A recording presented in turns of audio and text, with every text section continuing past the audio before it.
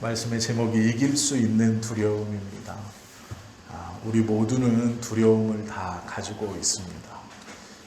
두려움과 공포라는 것은 조금 구별되어야 하는 말이지만 오늘은 이 두 가지를 함께 좀 묶어서 생각해 보아도 조금 본문에서는 어긋나지 않기 때문에 함께 좀 보려고 합니다. 두려움을 느끼지 못하는 사람은 두 부류의 사람이라고 합니다. 심리학자들이 대부분 모든 사람은 다 무서운 것이 있고 두려운 것이 있다고 합니다. 두려움을 느끼지 못하는 첫 번째 사람은 정신병자라고 부르는 소위 감각기관이나 뇌에서 이상이 있는 사람이 첫 번째로 느끼지 못하고 두 번째 두려움을 느끼지 못하는 사람은 죽은 사람, 즉 정신병자하고 죽은 사람 빼고는 모든 사람은 다 두려움을 가지고 있고 그 두려움을 느끼고 산다고 합니다. 크든지 작든지 사람에게는 두려움과 공포가 그의 마음속에 존재한다라는 것이죠. 우리가 육신의 죽음을 맞이할 때까지 이 두려움에서 완전히 자유롭다. 이것은 사람의 힘으로는 불가능하다고 합니다. 지금 우리의 삶에서 오는 두려움의 제일 큰 것 중 하나는 아마 건강일 것입니다. 내 마음대로 되지 않는 건강 상태, 어떻게 될지 모르는 불안함. 그래서 많은 사람들은 정기검진도 받고 스스로 뉴스들을 볼 때 그곳에서 건강 정보가 나오면 한 번씩 체크를 해보죠. 저도 어제 우연히 뇌출혈에 관한 그런 뉴스를 보고 따라 해봤습니다. 이렇게 말을 해보고 또 숨을 크게 쉬어보고 또 하나 뭐 있더라. 두 손을 이렇게 올려 보라 그러더라고요. 그래서 그게 나오자마자 바로 다 따라 해봤어요.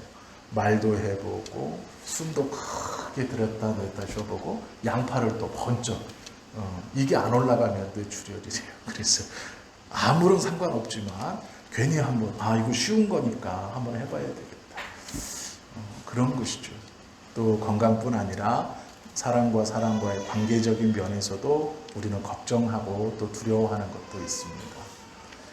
사람 만나는 게 무엇이 그렇게 어렵냐라고 생각하실지도 모르지만 사람을 대하는 일이 어려운 분들이 있어요. 그분들에게는 새로운 사람을 만나고 대화하고 한 공간에 있는 게 굉장히 어렵고 힘든 일입니다. 엘리베이터만 타도 괜히 누가 나한테 말을 걸진 않을까. 그 짧은 시간에 무슨 일이 벌어지진 않을까. 같이 탄 이 사람이 뭐 이런 생각들을 하는 분들이 계세요. 사람마다 그것은 다 다른 것이죠. 언제인지 모르지만 우리도 모르게 본 공포영화의 장면이 계속해서 생각나고 혼자 있을 때마다 그것들이 떠올라서 우리의 이 두려움을 좀 또 무서움을 갖게 할 수도 있습니다. 우리의 삶에서는 종류는 다르지만 여러 가지의 두려움 또 무서움들이 우리의 마음을 꽉 붙들고 있죠. 특별히 요즘에 우리 성도님들의 마음을 붙들고 있는 것이 무엇인지는 모르겠습니다. 그러나 그것이 경제적인 것일 수도 있고 자녀에 대한 문제일 수도 있고 또 본인 스스로의 어떠한 삶에 대한 문제일 수 있고 또 인간과 인간의 사람과 사람 간의 관계일 수도 있습니다. 무엇이 우리를 두렵게 하는가? 무엇이 우리의 삶을 자꾸 조금씩 어긋나게 하는 무서움과 두려움. 그것이 내 앞에 있어서 조금씩 옆길로 가게 하는지, 그것을 무서워서 피하게 하는지, 우리로 완전한 자유를 누리지 못하게 하는지는 제가 자세히 다 알 수는 없습니다. 그러나 오늘 본문에서 예수님께서 제자들을 향해 무엇인가를 보여주시고 그 제자들의 입으로 결국 끌어내신 말이, 그들이 고백하게 하신 말이 무엇이냐면 진실로 하나님의 아들입니다 라는 말이에요. 예수님께서는요 제자들에게 이 말을 고백하게 하셨습니다. 제자들이 고백한 게 아니고요, 그들이 자발적으로 아, 맞다라고 고백한 게 아니에요. 예수님이 고백하게 하셨어요. 오늘 이 본문을 보시면 물 위로 걸으시는 이야기입니다. 그런데 이 사건 바로 앞에 일어나는 일이 있습니다. 예수님께서는 하나님의 나라에 대한 말씀을 전달해 주셨어요. 수많은 사람들이 그 말씀을 듣기 위해서 예수님이 가시는 곳곳마다 쫓아다녔습니다. 그런데 그 예수님을 쫓아다니는 부류는 여러 부류입니다. 소위 종교 지도자들은 예수님께서 무슨 책 잡힐 말을 하는가 때문에 쫓아다녔고, 또 대부분의 사람들은 값없이, 이 당시의 랍비들은 돈을 받고 말씀을 가르쳐 주었습니다. 어떤 모임이나 회당에 일정 금액의 돈을 받으면 그 회당에 가서 하나님의 말씀을 전하기도 하고 율법의 말씀을 가르쳐 주기도 했어요. 그런데 몇몇 이 랍비들처럼 하는 것이 아니라 노상에서 일반 유대인들을 향해서 무료로 하나님 나라의 말씀을 전해주는 이 거리의 랍비들이 종종 등장했습니다. 그런데 그들은 자신들이 확신 있게 전하긴 했지만 종교 지도자들의 이 반대와 또 때로는 협박과 또 그들이 얇게 갖고 있는 율법의 지식으로 인해서 반박당하고 물러서고 사라지기 일쑤였습니다. 예수님 또한 처음에는 그렇다고 생각했습니다. 저가 바리새인도 아니고 가문이나 혈통적으로 좋은 사람도 아니고, 그렇다고 어려서부터 회당에 다니면서 율법을 잘 배웠거나 랍비의 교육을 받은 자도 아니고, 베들레헴이라는 가난하고 가난한 동네에서 태어나서 어느 날 자신이 랍비다라고 자칭하면서 사회에서 소외되고 아무런 영향력 없는 제자들을 뽑아서 그들을 제자라고 다니면서 하나님의 말씀을 전하는 거예요. 여러 길거리 랍비 중 하나라고 생각했던 이 종교 지도자들에게 예수님의 그룹은 무엇인가 다른 것이 있었습니다. 그게 무엇이었냐면 율법으로 반박해도 틈을 찾지 못했고, 그 손을 통해 기적과 이적이 나타나기 시작했고, 사람들은 그의 말을 권위 있는 말로 받아들이기 시작했다라는 것이죠. 그래서 점점 모이는 인원은 늘어갔고 예수의 공동체는 가는 곳마다 사람들을 몰고 다녔습니다. 그리고 예수님은 랍비들도 놀래고 감복할 만큼, 특별히 그 랍비들과 함께, 종교 지도자들과 함께 그 종교 지도자들을 보호할 목적과 커져만 가는 이 예수 공동체를 감시할 목적으로 따라다니는 로마의 관리나 군병들조차도 예수님의 말씀을 함부로 생각하지 못하는 권위 있는 말씀을 전하는 그러한 상황에까지 이르렀습니다. 이 소문이 날로 퍼져서 예수님을 따라다니는 공동체의 무리들은 더욱더 늘어갔습니다. 그리고 한 벌판에 모여 하나님의 나라에 대한 이야기를 다 들은 다음 밥때가 훨씬 지나 그들이 배고픔 가운데 있을 때 예수님께서 우리가 다 아는 것처럼 오병이어의 기적을 행하셨습니다. 물고기 2마리와 떡 5덩이로 5,000명을 먹이시고 12광주리가 남는 역사를 보여주셨죠. 이 기적을 체험하고 나서 그곳에 모인 수많은 유대인들, 5,000명이 넘는 유대인들이 한 마음으로 예수님을 왕으로 삼자라고 소리쳤습니다. 5,000명의 사람이 한 소리로 예수님을 왕으로 삼자라고 소리치면 그 일대가 쩌렁쩌렁 울리는 소리입니다. 아마 우리가 들었다면 땅이 진동했다고 생각했을 것입니다. 5,000명 넘는 사람이 한 목소리로 그리스도를 왕으로 삼아야 한다, 예수를 왕으로 삼아야 한다라고 소리를 치고 박수를 치고 환호성을 질렀다면 그 분위기는 우리가 상상하는 것 이상입니다. 예수님을 따라다녔던, 주목받지 못했던 제자들은 너무나 기뻤습니다. 자신들이 그렇게 길거리를 돌아다니면서 예수님을 쫓아다니면서 계속해서 원하고 말하고 다투었던 내용. 예수님이 높은 자리에 올라가면 내가 첫 번째고 네가 두 번째고 네가 세 번째다라고 정했던 그 다투었던 것이 이제 이루어지는 것처럼 보였습니다. 제자들이 왕으로 삼겠다라는 소리를 듣는 순간 그들의 마음은 희망으로 벅찼습니다. 이제 될 것 같았습니다. 주목받지 못했던 세리에서, 이름 없던 어부에서 이제 예수님의 최측근으로 높은 자리에 올라간다라고 기대했을 것입니다. 이러한 사건이 있은 후에 오늘 본문이 등장합니다.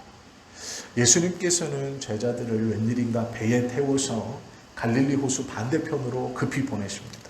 그리고 나서 하시는 일이 무엇이냐면 사람들을 흩으십니다. 왕으로 삼겠다고 소리치며 환호하는 그들을 흩으십니다. 예수께서 즉시 제자들을 재촉하사 자기가 무리를 보내는 동안에 예수님께서 친히 그 소리치는 사람들을 진정시키고 집으로 돌려보내고 계신 것이죠. 아니다. 이제 끝났다. 오늘은 여기까지 할 것이고 나는 이곳에 있지 않을 것이니까 돌아가라라고 직접 보내시는 동안에 제자들을 배와 태워서 갈릴리 호수 반대편으로 건너가게 하신다라는 것이죠. 그 자리를 떠나게 하셨습니다. 사람들을 다 돌려보내시고 제자들은 배를 타고 호수 반대편으로 건너간 그 시각 예수님께서는 기도하러 산에 올라가셨습니다. 그리고 나서 이 배경이 그 벌판에서 갈릴리 호숫가 한가운데로 바뀝니다. 예수님의 그 재촉처럼 예수님의 제자들은 배를 타고 갈릴리 호수를 건너고 있었습니다. 그런데 이 갈릴리 호수가요, 우리가 좀 한번 생각해 볼 게 있습니다. 그게 무엇이냐면 이 호수가 호수와 호수는 끝이 보이기 때문에 호수이고 바닷물이 아니 민물이기 때문에 호수인데요. 이 갈릴리 호수의 폭이 18km 정도 됩니다. 끝과 끝이 보이지 않아요. 이 넓이는 11km 정도 됩니다. 그러니까 호수라고 말은 하지만 끝과 끝이 보이지 않아요. 즉 호수인데 지평선이 보이는 거예요. 반대편이 안 보입니다. 18km의 호수는 한눈에 들어오지 않습니다. 한참을 가야 돼요. 그리고 이 호수의 특징이 이 해발 204m 정도 아래에 있습니다. 그러니까 평지보다 200m 정도 밑에 있어요. 이 호수가. 그리고 이 호수의 한쪽 면에는 2760m 정도 달하는 헬몬산이 붙어 있습니다. 즉 헬몬산 끝자락에 200m가 더 들어가 호수가 18km로 있는 겁니다. 굉장히 크고 또 이 헬몬산 꼭대기에서 생성된 찬바람이 이 2700m를 강하게 내려와서 호수로 몰아치는 거예요. 저는 문과이기 때문에 잘 모르는데요. 산 꼭대기에 있던 찬바람이 해가 지면 낮에 해로 인해서 뜨거웠던 이 호수의 물이 식어가면서 이곳에 기온이 떨어지고 위에 있던 물이 밑으로 이 기온이 떨어지는 것 때문에 내려오는 겁니다. 제가 문과라서 설명이 잘못될 수 있어요. 그래서 돌풍이 분다라고 주석에 써 있습니다. 제가 직접 가보진 못해가지고요. 제가 한 20년 뒤에 은퇴하기 전에 한번 갔다 와가지고 그때는 생생하게 정말 말씀을 드릴게요. 정말로 그렇게 부는지. 그런데 지금은 책에 있는 대로 말씀을 좀 드릴게요. 그래서 이 갈릴리 호수에는 동풍이 자주 이 새벽에 몰아친다고 합니다. 예수님께서 제자들에게 오실 때는 삼경이었습니다. 삼경은 새벽 3시부터 6시까지입니다. 이 시간인데요. 이 시간에 찾아오셨습니다. 즉 가장 어두울 때. 지금은 배에 여러 불빛들도 밝히고 환하게 할 수 있지만 그 당시에 배에 무엇인가 밝힐 수 있다는 건 대부분 동물 기름으로 만든 호롱불이거나 초였습니다. 아마 초는 비싸서 사용하지 못했을 겁니다. 그러면 동물 기름으로 밝히는 아니면 여러 이 식물 기름을 짜서 아니면 이 싼 동물의 가죽을 길게 잘라서 유 기름을 조금 묻혀서 천천히 태우는 그런 작은 불빛이었을 겁니다. 아무것도 보이지 않는 진흙 같은 어둠에 이 바다 갈릴리 호수에서 생계를 유지하며 살았던 이 제자들은 이 새벽에 부는 돌풍이 얼마나 무서운 것인지를 누구보다 잘 알고 있었을 겁니다. 조그마한 배가 이 배에 이 바람에 뒤집히는 적이 많이 있고 한 번 뒤집혀 버리면 살아나올 수 없다는 것도 이 제자들은 너무 잘 알고 있었습니다. 그들은 이 바다에서 먹고 사는 사람들입니다. 그것도 깊은 데로 가서 그물을 내리는 것도 아니고 그 호수 가장자리에서 얕은 곳에서 그물을 내리면서 먹고 살았던 사람이고, 호수의 중간으로 갈 정도 되면 바람이 호수에서 산으로 부는 반대로 부는 대낮에는 가봤을 것이지만 이 새벽에 호수를 건너간다는 것은 쉽지 않고, 또 돌풍을 만났을 때 그 돌풍이 얼마나 무서운 것이라는 것을 누구보다도 잘 알았을 것입니다. 성경의 기록대로 제자들은 고난을 당했습니다. 표현을 성경이 그렇게 하고 있습니다. 24절에 보면 배가 이미 육지에서 수리를 떠나 바람이 거스름으로 물결로, 즉 파도가 심하게 쳐서 고난을 당하더라. 배에 있는 그 배에 타고 있는 그 상황을 성경은 고난을 당하는 상황이라고 말합니다. 곤란한 상황이죠. 고난이라고까지 표현할 정도로 무섭고 두려운 상황이었습니다. 이때에 배 멀리서 한 그림자가 보이고 누군가가 배 가까이 다가옵니다. 무리를 걸어서. 원래 유대인들은요, 유령을 믿지 않았습니다. 유대인들에게 유령은 없었어요. 유대인들의 마음속에는 귀신 들린 사람은 있었고 귀신은 있었지만 유령은 없었습니다. 귀신과 유령이 좀 다른 존재입니다.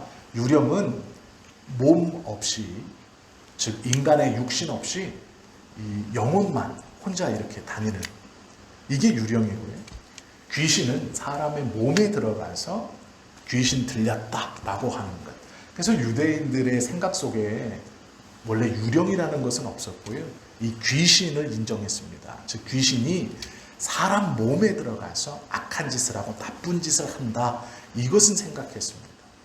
그러나 유령, 사람의 몸 없이 이 영혼만 떠서 보이지 않는 어떤 형체만 떠서 왔다 갔다 하는 것을 원래는 유대인들은 인정하지 않았고 믿지 않았어요. 그런데 이걸 왜 믿게 됐냐면 로마의 지배를 받으면서 이방인들의 사고가 들어오면서 유대인들에게도 유령이라는 존재들이 인식되기 시작했고, 그들의 마음속에 귀신과는 다른 유령의 존재도 이제 믿게 된 것이에요. 우리가 생각하는 도깨비불이라는 것이죠. 한국으로 따지면 이 도깨비불 같은 겁니다. 형체가 없는데 둥둥 떠다니면 유대인들은 그것을 뭐지? 라고 쳐다보고 유령이라고 생각하며 두려워하지 않았다는 거예요. 귀신은 몸에 들어가는 거예요. 어떤 물질에 들어가서 나쁘게 하는 것인데, 이제 유대인들도 그 형체 없이 돌아다니는 것을 유령이라고 생각한다라는 것이죠. 그 예수님을 보고 제자들이 유령인가 하여 더 두려워합니다. 물결 때문에 두려워했던 제자들이 예수님이 오시는 것을 보고 더 두려워해요. 유령인가 하여 더 큰 두려움에 휩싸입니다. 그때 예수님께서 나다, 두려워하지 마라 라고 말씀하세요. 그 말씀을 듣고 베드로가 주님이시면 나로 물 위로 오라 하십시오 라고 말하고, 예수님은 그 얘기를 듣자마자 오라 명령하십니다. 그리고 베드로는 그 오라라는 말씀을 듣고 물 배에서 물 밖으로 나아가 예수님께 향해 갑니다. 그러다가 파도가 높이 치는 것을 보고 다시 두려워하여 물속으로 가라앉으며 나를 구원해 주십시오 라고 소리 지르고 예수님은 손을 내밀어 그 베드로를 건져 주시면서 왜 의심하느냐 믿음이 작은 자야 라고 하시고 베드로와 함께 배에 오르셨습니다. 그것을 보고 제자들이 진실로 당신은 하나님의 아들입니다 라고 말합니다. 이 정도의 경험을 봤다면, 이 정도의 능력을 봤다면 우리도 그렇게 말할 수 있을 것 같습니다. 누군가가 물 위를 걸어서 다른 사람으로 명하여 물 위도 걷게 하고 그 사람이 빠져가는데 그걸 또 땅에서 건지듯 쓱 일으켜 놓고 배에 올라오니 그렇게 몰아치던 바람도 잠잠해지면 우리도 하나님이구나, 신이구나, 이거는 사람이 아니구나 라고 말할 수 있을 것 같습니다. 그런데요, 예수님의 이 하나하나의 행동은 의도가 있습니다. 이 사건 앞에 우리가 잠시 말씀을 나누었던 것처럼 사람들이 오병이어의 기적을 체험하고 그들의 마음속에 이 예수님을 왕으로 세우면 우리의 배고픔을 해결할 수 있겠다라는 생각을 했습니다. 그리고 그들은 소리쳤어요. 눈앞에서 보이는 기적을 보고 그들은 흥분해서 우리의 왕이 되어야 한다라고 소리쳤습니다. 제자들은 그 얘기를 듣고 들떴을 것입니다. 이제 되었다라고 생각했을 겁니다. 내가 이럴 줄 알았지. 이것이 내가 예수님을 따라다닌 이유지 라고 생각했을 겁니다. 그리고 흥분하여서 지금 새벽에 갈릴리 호수를 건너는 것이 얼마나 위험한 것인지를 평소에는 알고 있었지만 그것도 잊어버리고 예수님이 얼른 배 타고 반대편으로 가라 하니까 그 흥분에 어디로 가는지도 모르고 배를 타고 호수를 건너가는 겁니다. 평소 같았으면 안 갔을 거예요. 예수님, 지금 이 저녁에 건너가면 새벽 해 뜰 때 당도하는데 그 사이에 바람이 붑니다. 배가 잘 뒤집어져요. 절대로 이 시간에는 갈 수 없습니다. 라고 했을 것인데 왜요? 제자들은 그 갈릴리 호수에서 먹고 살던 사람들이에요. 그런데 그날은 흥분한 거예요. 정신이 딴 데가 있어요. 그래서 타라 하니까 타고 가라 하니까 예수님이 따라오지 않는 것도 생각 못하고 자기들끼리 흥분해서 하고 가는 겁니다. 그러면서 무슨 얘기를 했겠어요? 야, 이제 됐다라는 거죠. 그 마음의 흥분을 감출 수 없는 거죠. 예수님 곧 왕이 될 거다. 백성들이 저렇게 하고 그러면 내가 무슨 자리에 오르고 야, 이제 고생 끝났다. 그리고 나서 정신을 차리고 보니 배가 기울기 시작하고 바람이 몰아치기 시작하고 이제 정신이 딴 데가 있다가 현실로 돌아왔습니다. 돌아와 보니 갈릴리 호수 한가운데 있어요. 동풍이 바람이 몰아치고 있고 배는 흔들리고 있습니다. 고난 가운데 있어요. 정신 팔려서 배까지 타고 자기도 알지 못하는 장소까지 흘러들어와서 거기서 이제 현실로 돌아온 겁니다. 그때에 백성들이 예수님을 왕으로 삼자는 것은 기억에서 지워집니다. 현실이 무섭고 두렵기 때문이죠. 자기들이 죽을 것 같죠. 그리고 설상가상 저기 멀리서 무엇인가 하나가 무리를 걸어옵니다. 더 무섭고 더 두렵죠. 완전히 백지가 됩니다.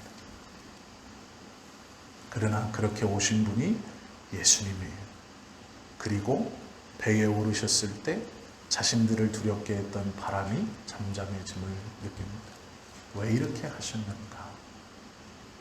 이것이 중요해요. 왜 이렇게 하셨는가? 예수님이 제자들이 이 바람 가운데 어려움을 경험할지 몰라서요? 그렇지 않아요. 예수님께서 제자들로 하여금 이 고백을 하게 하시기 위해서요. 그런데 이 고백은 굉장히 예수님의 의도가 있는 그러한 고백이고 이 고백을 할 수밖에 없게끔 하시고 이 고백이 너무도 정확한 고백이게 하시는 의도가 있어요. 그게 어떤 것이냐면요. 우리가 좀 그것을 보려고 하는데요. 먼저는 예수님께서 물 위로 걸어서 제자들에게 오시는 것이 첫 번째입니다. 예수님께서 의도하신 첫 번째, 물 위를 걸어 제자들 가운데로 오신 것이에요. 물 위로 걸었다라는 것을 우리는 창세기 1장 2절에서 볼 수 있습니다. 하나님의 신이 수면 위에 운행하시느니라. 하나님의 신이 물 위에 운행 왔다 갔다 하셨다라고 창세기 1장 2절은 기록하고 있어요. 예수님께서 제자들에게 당신은 진실로 하나님의 아들입니다. 나는 이 고백을 하시게 하신 첫 번째의 사건은 물 위를 걸으신 거예요.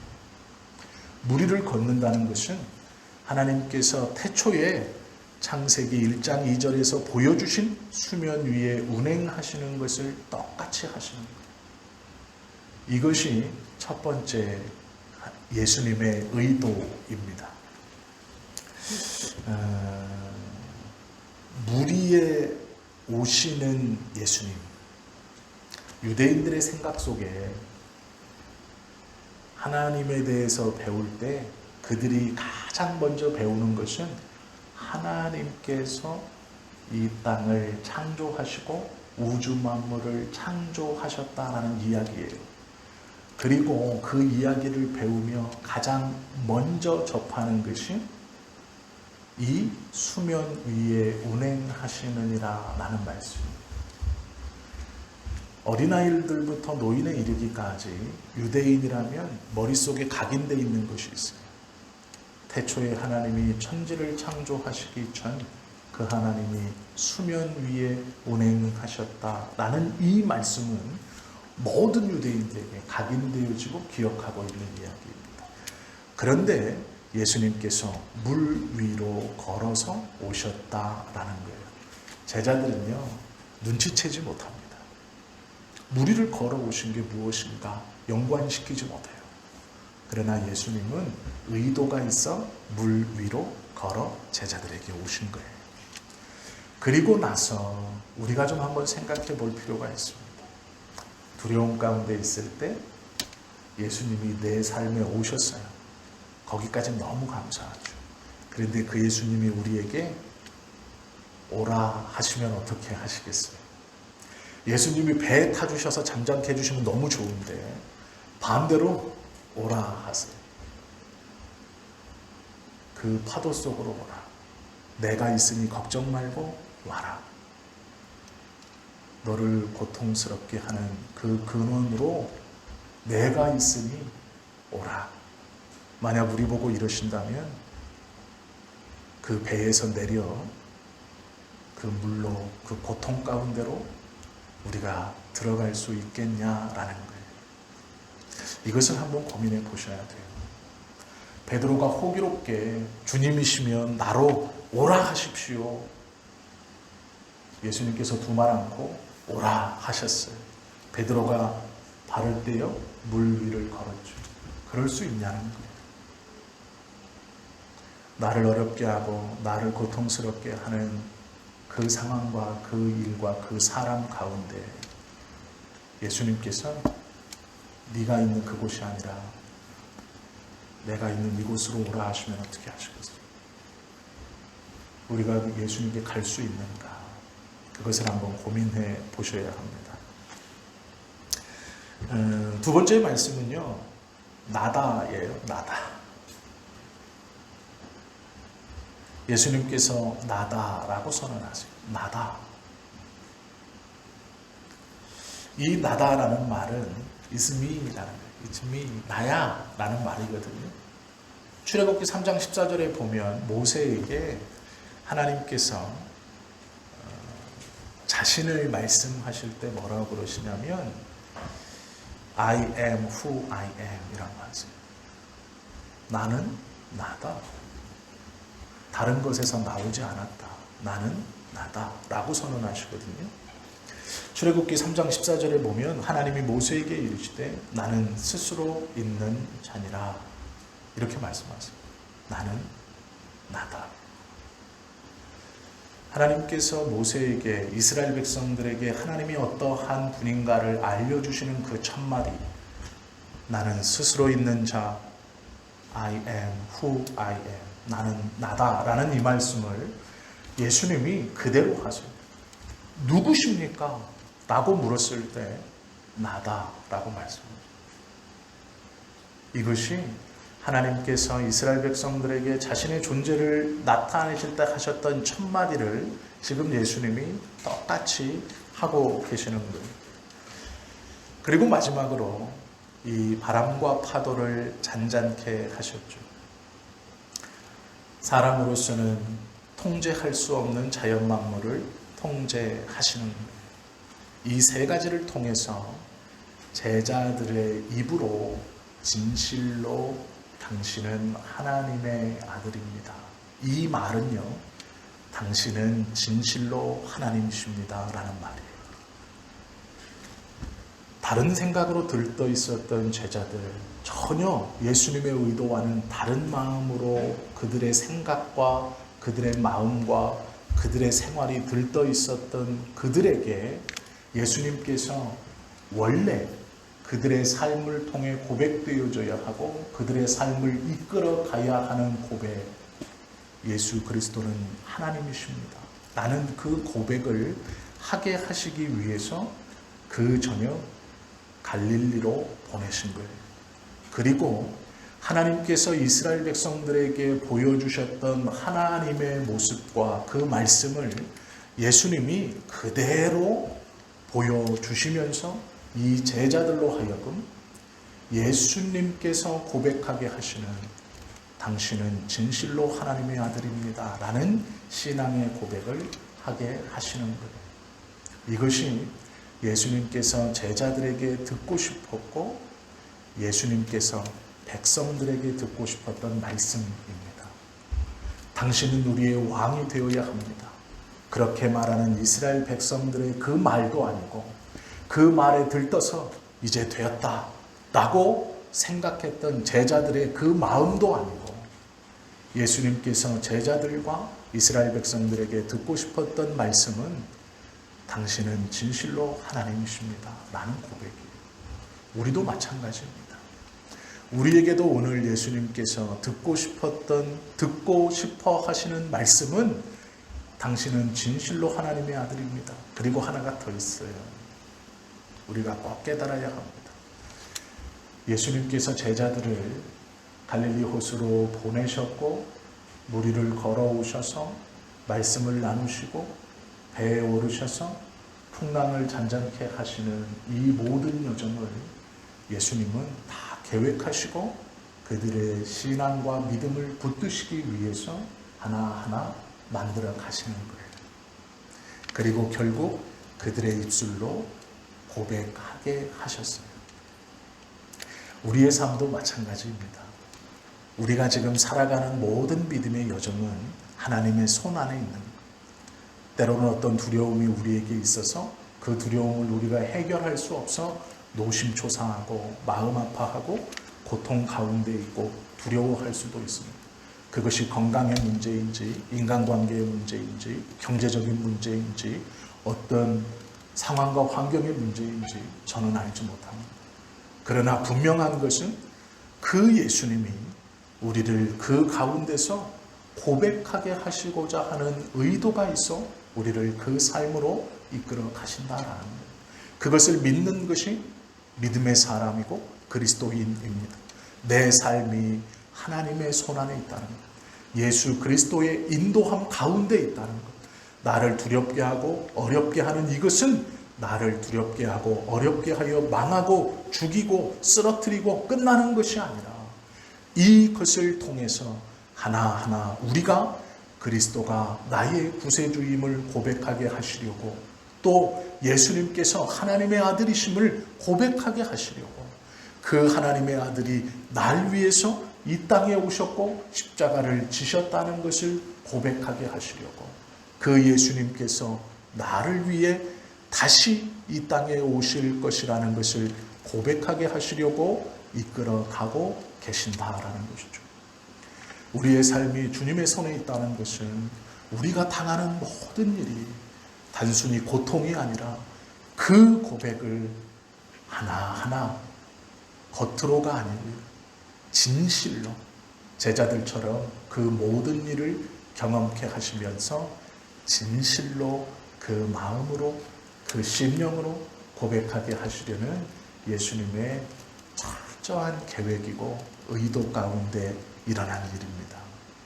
우리의 삶도 그냥 흘러가는 삶이 아니에요. 그냥 하루하루 살아가는 삶이 아닙니다. 예수님의 그 철저함 속에 우리를 그렇게 연단하시고 그렇게 고백하게 하시기 위해서 하루하루를 그렇게 데리고 가시는 거예요.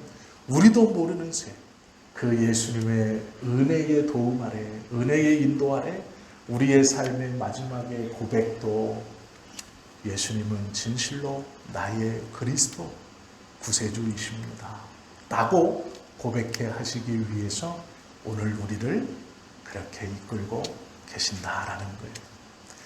이것이 하나님이 우리를 부르신 이유입니다.